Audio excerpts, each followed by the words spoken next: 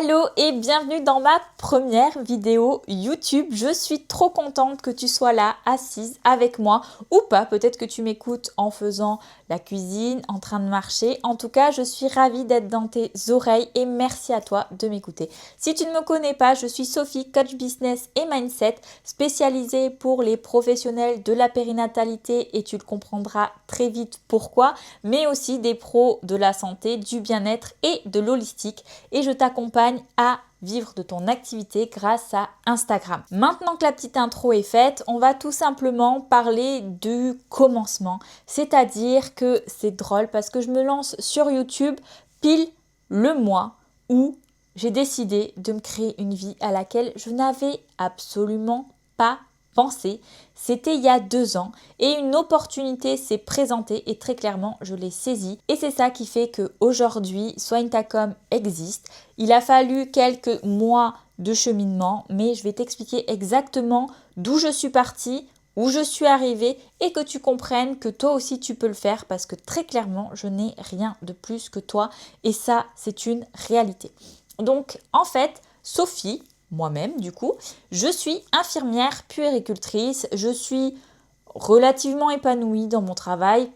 Te dire que je suis 100% épanouie, ce serait mentir tout simplement parce que je pense que tu le sais, les conditions à l'hôpital, le monde des bisounours, c'est pas vraiment ça. Mais d'un autre côté, je suis quand même en réanimation pédiatrique et néonatale, donc les conditions de travail sont quand même bien meilleures. Mais voilà, moi je suis vraiment dans le prendre soin. Pour moi, l'enfant et la famille, c'est vraiment primordial.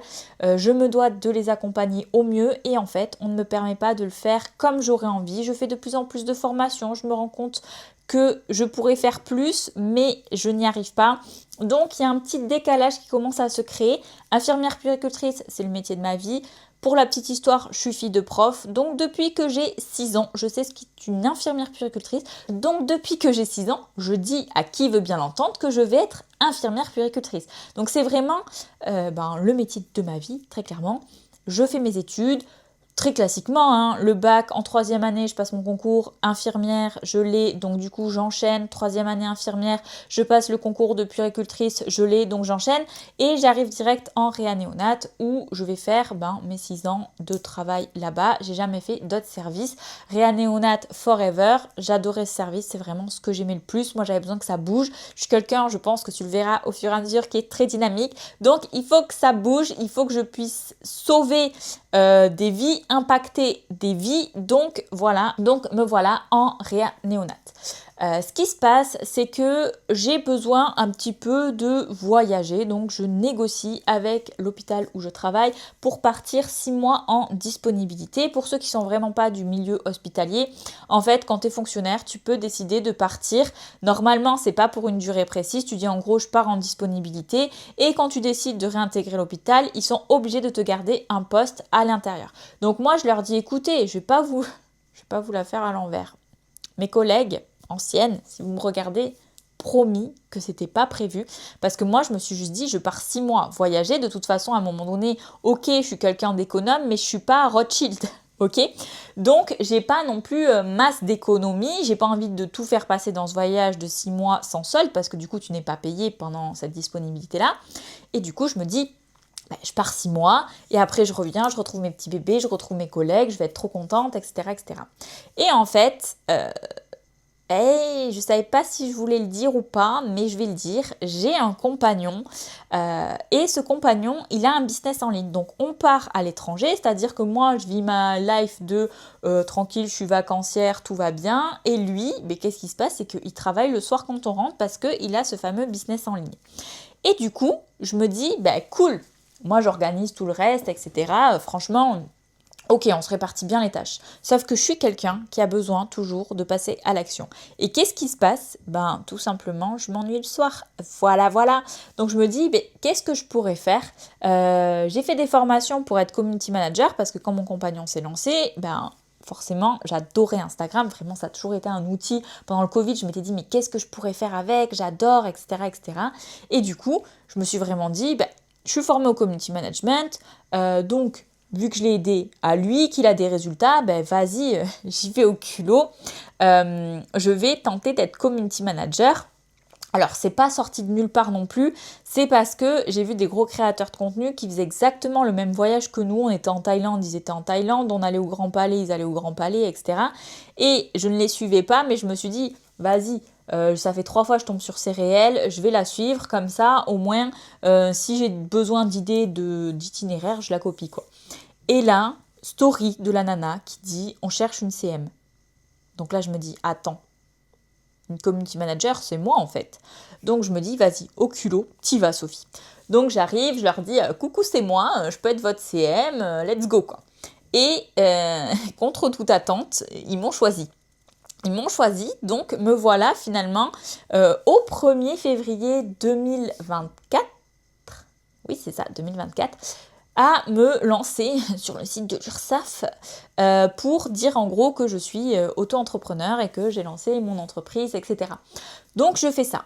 Et puis, je sais pas, c'est cool, ils sont top, vraiment ils sont top, j'ai une marge de manœuvre énorme, vraiment, il n'y a rien à dire, à part peut-être vous dire que j'étais pas très bien payée, parce qu'en même temps j'étais une CM junior, on va pas se mentir. Et vite, je me rends compte que ça me convient pas. Ça me convient pas parce que oui, ils ont des résultats, oui, ils sont très contents, mais en fait, je sais pas, je pense que j'aurais continué à être infirmière puéricultrice, moi je serais montée à l'Assemblée nationale, les gars, quoi. J'ai besoin d'impacter, j'ai besoin de faire bouger les choses. Et je me dis, c'est cool, ils ont des résultats, mais en fait, voilà, le matin, quand t'es puéricultrice, tu sais pourquoi tu te lèves. Alors je dis pas parce qu'il y en a plein qui sont CM et vraiment, je pense que c'est un métier. Il faut l'incarner. Et moi, je l'incarnais pas. Donc le matin, je me disais vraiment, putain, va falloir encore que je crée du contenu, quoi.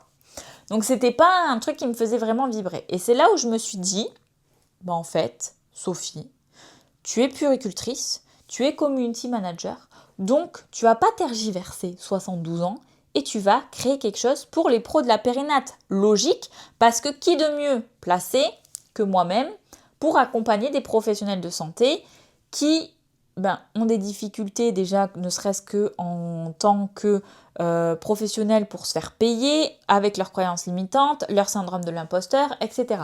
Donc je me trouvais, voilà, très qualifiée, on va pas se mentir, pour les accompagner. Surtout que quand j'ai voulu me lancer, j'ai découvert avec joie toutes ces personnes qui ont décidé d'accompagner les pros de la périnatalité parce qu'elles sont devenues mamans. Et ça sera le sujet d'un autre épisode de podcast parce que c'est un truc, ça me fait péter mon câble. Tu peux pas dire que tu es expert en périnatalité parce que tu es devenue maman. Cœur sur vous les mamans. Mais en fait, c'est pas parce que tu as connu ça que tu peux te dire que tu sais exactement ta cible, ce qu'elle vit. Moi, t'inquiète, j'ai été 6 ans en tant qu'infirmière puéricultrice. Je sais exactement ce que tu traverses. Je sais exactement ton client cible également ce qu'il a.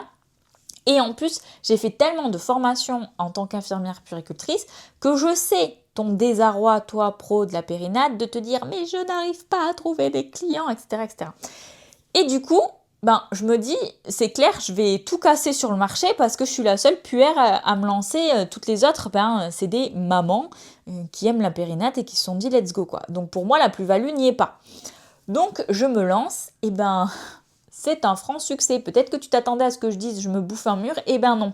C'est-à-dire que c'est tellement un franc succès, je me lance donc le 1er mai officiellement, parce qu'en avril, je lance le compte Insta, je disparais pendant 15 jours parce que je suis sur une île déserte sans réseau, au paradis sur terre, les rageants en pâte. Si quelqu'un veut en discuter, ça sera avec plaisir.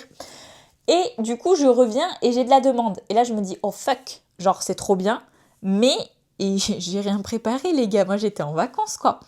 Donc je me dis, let's go, mieux vaut fait que parfait, on va se lancer et c'est comme ça que naît Soigne ta com, l'accompagnement pour les pros de la périnate, qui comme je le dis a si bien marché que je me retrouve hyper embêtée parce que moi il fallait que je reprenne le boulot au bout de 6 mois, sauf que quand tu es déjà en train de bosser dans ton entreprise et que tu dois faire l'hôpital en même temps, c'est poser la question de comment je fais. C'est-à-dire que moi, j'ai lancé Soigne ta com, donc je vous ai dit en mai. En juillet, je gagnais déjà 4 000 € par mois. Donc, 4 000 € par mois, tu te poses vraiment la question de déjà comment je vais pouvoir faire et infirmière puéricultrice et mon entreprise. Surtout que j'étais au début, donc j'avais pas encore fait ma formation en ligne, etc. Donc j'avais encore beaucoup, beaucoup de taf à abattre. Et en plus, on va pas chipoter et tergiverser pendant 40 ans pour dire que 4 000 €, c'est presque le double de ce que tu gagnes en tant qu'infirmière puéricultrice. Donc, j'étais en train de me dire, qu'est-ce que je vais faire? Parce que moi, j'avais juste dit, je pars 6 mois, je deviens Dora l'exploratrice, j'explore un petit peu le monde, et puis voilà quoi. Et puis voilà quoi, je me suis retrouvée le cul entre deux chaises, on va appeler un chat, à me dire qu'est-ce que je fais, est-ce que je reviens pas. Donc compliqué pour moi déjà, alors déjà que j'ai du mal à prendre des décisions, compliqué pour moi du coup de me dire qu'est-ce que je fais. Et du coup, la finalité c'est que je me suis choisie. Ça a été dur, ça a été vraiment dur parce que je me suis dit, je suis en train de les planter. Bon après, je suis un pion, hein, donc je savais que j'étais remplaçable assez vite. Mais tu te dis vraiment, punaise, moi je suis partie comme ça, innocemment, et en fait il y a tout ça qui est apparu. Donc ouais, j'en suis responsable, mais d'un autre côté, je ne l'ai pas vu venir, tu vois. Donc, pourquoi je te raconte ça? C'est pour te montrer qu'on est quand même passé d'une nana qui kiffe sa vie à une nana qui se lance à créer une entreprise alors que de base, elle ne devait absolument pas devenir entrepreneur, très clairement, à une nana qui quitte son CDI alors que c'était même pas prévenu, surtout que, encore une fois, fille de prof, donc t'inquiète que le CDI, je savais bien l'importance qu'il avait, et du coup, j'ai tout plaqué et je me suis lancée 100% à mon compte pour mon plus grand bonheur parce que alors déjà à l'époque, ça marchait très bien, mais d'autant plus aujourd'hui, mon business cartonne et il y a énormément de retombées, la machine s'est emballée. Donc franchement, let's go. Si tu es vraiment aux prémices de ton activité, que tu t'es même presque pas lancé, vas-y. Vas-y, parce que il n'y a pas de raison que ça n'aboutisse pas. Si tu fais et que tu mets en place les actions nécessaires, tu vas y arriver. Donc si tu attendais un signe, me voilà, ton signe est là, lance-toi. Vraiment, lance-toi. Donc si on devait résumer, l'année 2024, c'est le début de l'entrepreneuriat, c'est le début de Soigne ta com, c'est le début de la liberté géographique et financière et où je quitte l'hôpital, mais c'est aussi la fin d'une année mais catastrophique sur le plan personnel. J'ai une vie un petit peu compliquée et du coup je descends vraiment dans les enfers, mais c'est pas très grave parce que mon business me permet quand même de gagner ma vie. Donc en soi, voilà, le business forcément est impacté, ça c'est quelque chose qu'on verra au fur et à mesure sur cette chaîne YouTube. Forcément, quand ton mindset n'est pas là, dans ton business, ça s'écroule. C'est clairement ce qui s'est passé pour moi. Et du coup, il me faut un peu de temps quand même pour rebondir, me remettre sur mes pattes, entre guillemets, retomber sur mes pattes pour être exact. Et il faut aussi savoir que pourquoi cette fin d'année 2024 a été très charnière pour moi, c'est parce que je me suis comparée, je ne me suis pas rendu compte à quel point j'avais tout défoncé dans le game, parce que déjà au bout de 6 mois, j'avais plus de 30 personnes que j'avais accompagnées très clairement sur des offres qu'on appelle high ticket, c'est-à-dire premium, très clairement à plus de 1 000 € pour appeler un chat un chat. Et du coup, moi je me comparais toujours à plus grand, à des personnes qui étaient lancées depuis plusieurs années. Et en fait, si tu regardes aujourd'hui et que tu te dis, la nana que je suis en train d'écouter, c'est-à-dire moi, là, très clairement, elle est à donc on va dire à 1 an et 8 mois d'activité. Et en fait, c'est sa première entreprise, très autodidacte, on va pas se mentir, et qui fait un CA très clairement à 5 chiffres, je pense que tu l'as compris. Je reviendrai sur tout ce qui est les chiffres, etc. dans d'autres vidéos, ça c'est pas le sujet de cette vidéo, mais en gros te dire, regarde, putain, tu t'es dévalorisé, tu t'es comparé alors qu'en fait, tu étais déjà une fucking queen. Et là, mais madame, on est janvier 2026, tu as encaissé 17 000 et 15 000 € en novembre et décembre et tu as 1600 followers sur Instagram.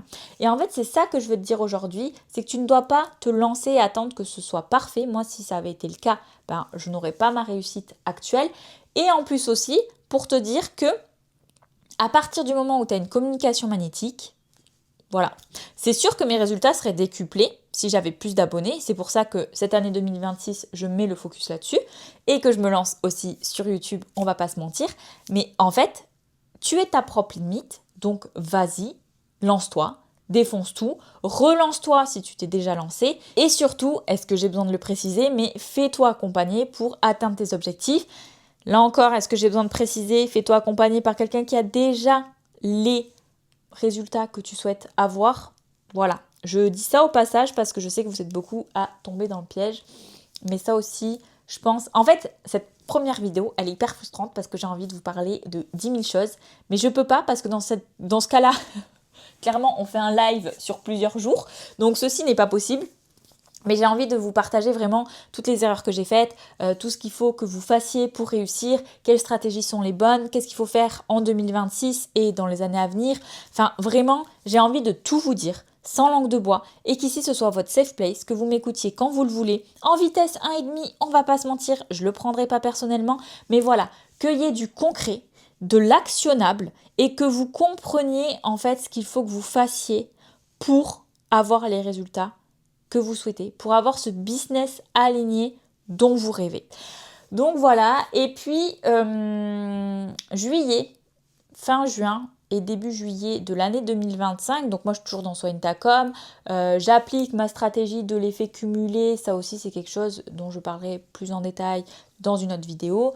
Grâce à ma stratégie, tu vois, en juin, juillet, je suis déjà à 4 000 € de CA, mais là, par contre, je fais plus rien. Genre, je travaille 1 heure par jour. Mais attention, je suis pas du tout là pour te dire, en gros, c'est trop facile, lancer un business en ligne et après, tu passeras 1 heure par jour. Non, ça faisait déjà 1 an que ma boîte était lancée, donc j'avais déjà mis ce qu'il fallait en place pour avoir ce genre de résultat.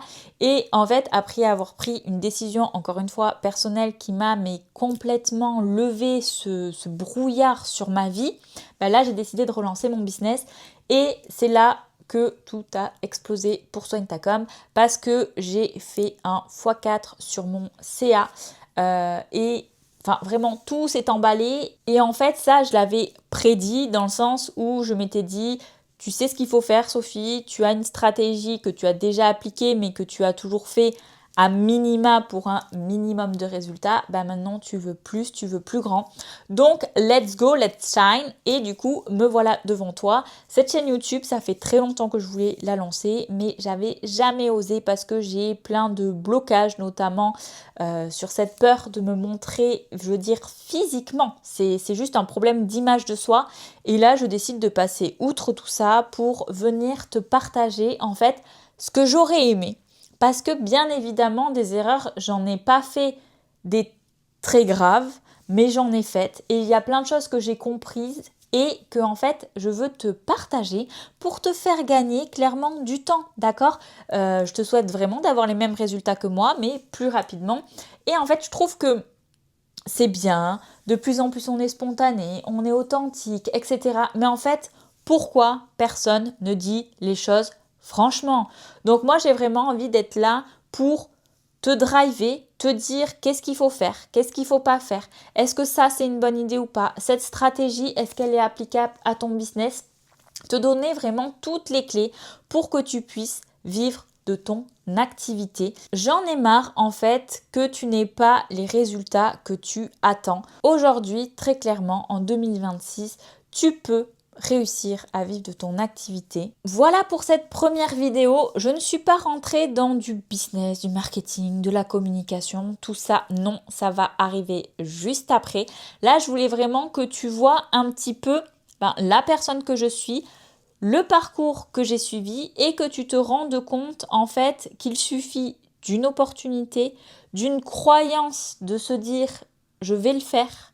C'est-à-dire que moi quand j'ai lancé Soigne ta com, j'ai dit je lance Soigne ta com pour faire les 10K par mois. Et quand je les ai eus, en fait je les ai eus en moins d'1 an et demi. Déjà rien que ça c'est énorme, tu vois. 1 an et demi, encore une fois, avec une communauté de 1500 abonnés.